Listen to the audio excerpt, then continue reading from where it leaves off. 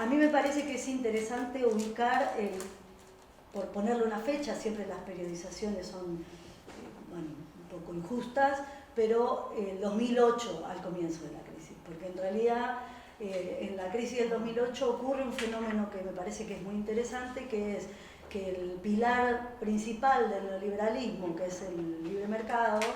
se pone en tensión. Digamos, la caída, el derrumbe de los bancos en Estados Unidos, la respuesta a ese derrumbe fue el salvataje explícito del Estado,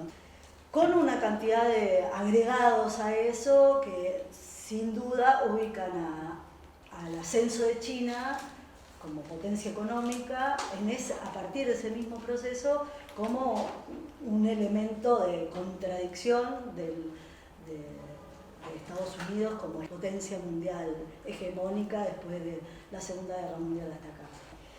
Y el tercer elemento que constituye, si se quiere, la periodización, lógicamente es la pandemia, que además de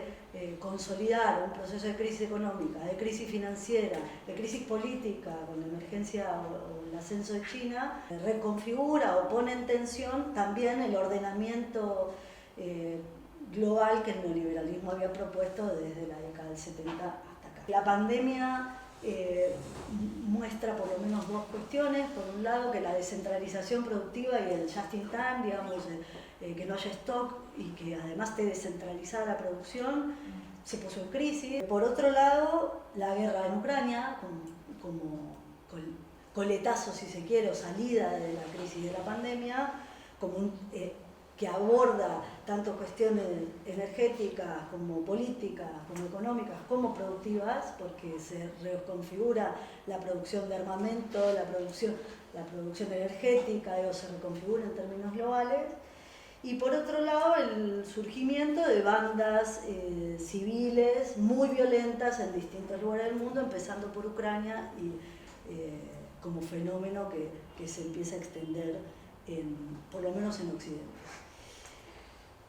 En ese proceso, Trump, Bolsonaro, Meloni, Orbán, el húngaro, Netanyahu en Israel, bueno, hay una más Le Pen y las que no terminaron de triunfar, pero que son las opciones de derecha, de ultraderecha, de derecha extrema, que empiezan a ganar electoralmente con un perfil muy parecido y con la particularidad de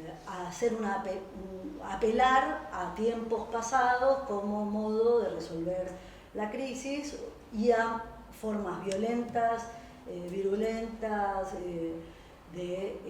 no solo de expresar la política, sino de desplegarla. Y eso en América Latina además se da en un proceso en donde vamos al ocaso, por decirlo de algún modo, de los gobiernos, o de la primera ola de gobiernos progresistas en América Latina, con una sucesión de golpes de Estado y de intervención de Estados Unidos sobre la región muy dirigida, digamos. Después hay otro elemento interesante que es la incapacidad de los procesos de protesta en Estados Unidos, Europa y el desarme de la primavera árabe con la intervención norteamericana explícita en Siria, que da una dificultad de las fuerzas progresistas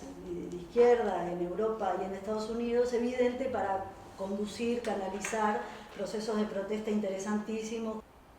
En este marco, rapidito, hay una discusión en el ámbito académico en el que participan un montón de intelectuales respecto de si estas corrientes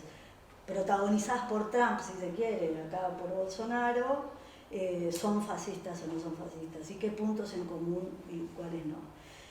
Rapidísimo lo digo, bueno, hay un grupo que los define como fascistas. Chomsky, Badiou, Judith Butler define este proceso histórico como un proceso fascista.